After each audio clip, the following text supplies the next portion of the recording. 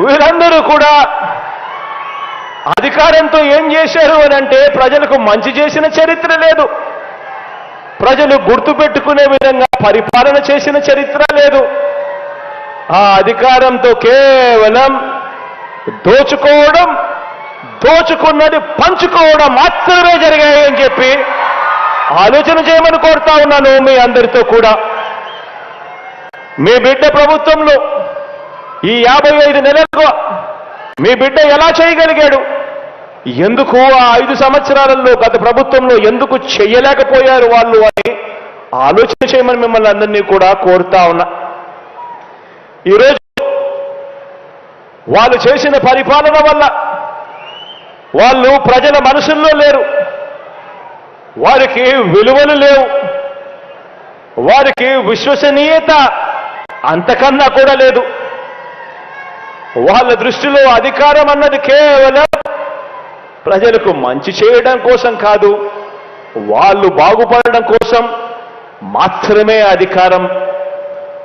ఈరోజు అడుగుతా ఉన్నా నేను మీ అందరినీ కూడా ఆలోచనలు చేసి వాళ్ళందరినీ కూడా అడగమని చెప్పి కూడా మీ అందరితో కూడా కోరుతా ఉన్నా. అధికారం కోసం ప్రజలకు అబద్ధాలు చెబుతూ, మోసాలు చేస్తూ, వెన్నుపోట్లు పొడిచే వీరి రాజకీయం ఎలా ఉందో 4 మాటల్లో మీ అందరికీ కూడా చెబుతాను. ఈ దుష్ట చతుష్టయానికి సంబంధించిన ఈ గ్యాంగ్లో, ఈ ముఠాలో ముందుగా ఇదే భీమవరం ప్రజలు తిరస్కరించిన దత్తపుత్రుడితో మొదలెడతాను. వీరు చేసిన రాజకీయాలు ఎలా ఉన్నాయి అనే విషయం మీద. ఈ దత్తపుత్రుడు పక్క రాష్ట్రంలో ఈయనది శాశ్వత నివాసం. అడ్రస్ ఎక్కడ అంటే మన రాష్ట్రంలో ఉండదు, పక్క రాష్ట్రంలో ఉంటాడు, నాన్ లోకల్. ఇంకా ఆశ్చర్యకరమైన విషయం ఏమిటో తెలుసా, పక్క రాష్ట్రంలో శాశ్వత నివాసం ఉంటూ పక్కవాడు సీఎం కావాలని ఏకంగా పార్టీ పెట్టిన వాడు బహుశా దేశ చరిత్రలో ఎవడో ఉండడు, ఈయన తప్ప.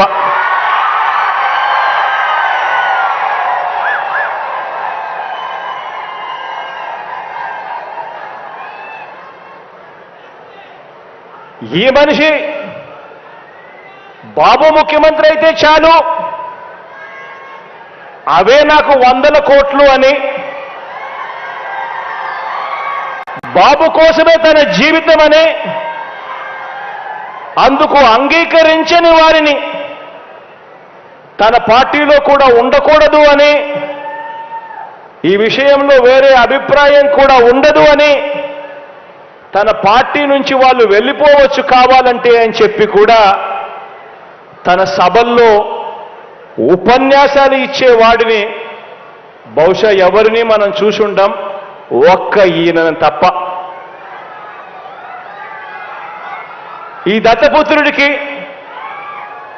ఆ బాబు పొత్తులో ఎన్ని సీట్లు ఇచ్చినా ఓకే, ఏ సీటు ఇవ్వకపోయినా ఓకే.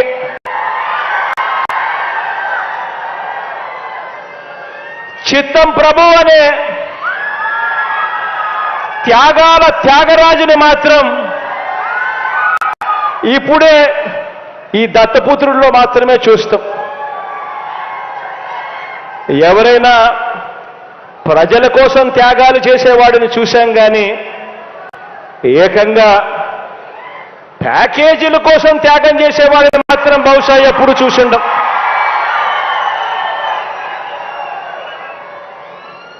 ప్యాకేజీల కోసం తన వారిని త్యాగాలు చేసే ఈ త్యాగాల త్యాగరాజును మాత్రమే చూసింటాం. మరో విచిత్రం కూడా చెప్పాలి. మరో విచిత్రం ఏమిటనంటే ఈ త్యాగాల త్యాగరాజు గురించి, ఈ దత్తపుత్రుడు గురించి మరో విచిత్రం ఏమిటనంటే రియల్ లైఫ్లో ఈ పెద్ద మనిషి ఏ భార్యతోనూ ముచ్చటగా కనీసం 3-4 సంవత్సరాలైనా కూడా కాపురం చేసి ఉండడు. ఈ మ్యారేజ్ ఇస్తారు.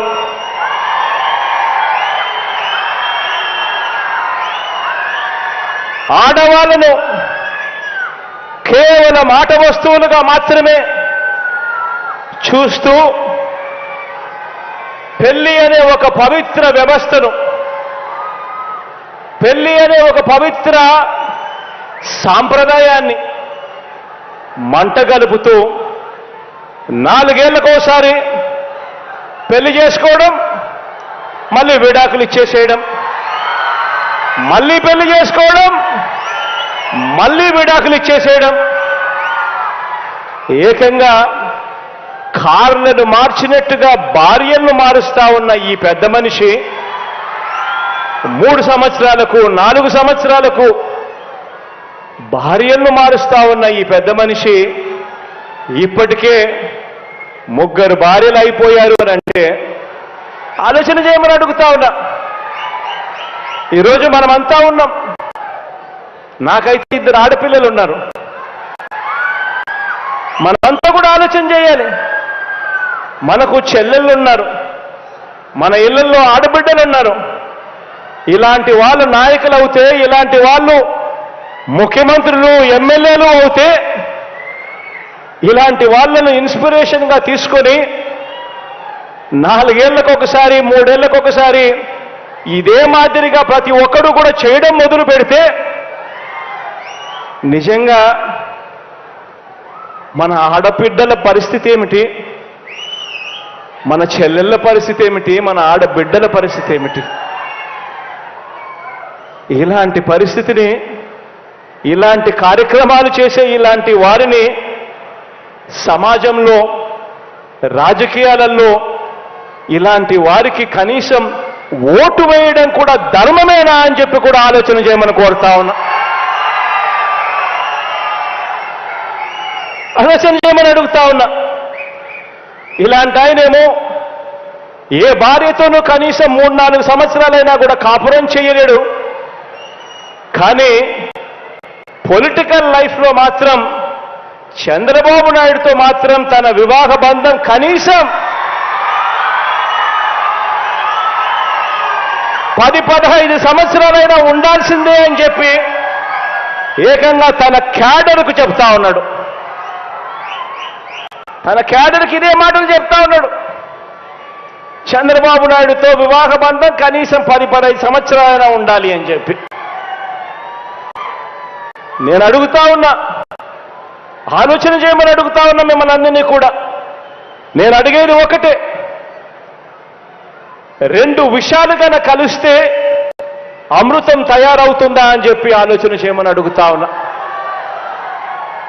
4 వంచకులు కలిస్తే మంది పెరుగుతారు కానీ ప్రజలకు చేసే మంచి పెరుగుతుందా అని చెప్పి నేను అడుగుతా ఉన్నా. ఆలోచన చేయమని చెప్పి నేను మిమ్మల్ని అందరినీ కూడా కోరుతా ఉన్నాను. ఒకరేమో పిల్లనిచ్చిన మామ, ఒకరైతే పిల్లనిచ్చిన మామ, సాక్షాత్తు కూతుర్నిచ్చిన మామ ఎన్టీ రామారావునే వెన్నుపోటు పొడిచిన క్యారెక్టర్ ఒకరిది.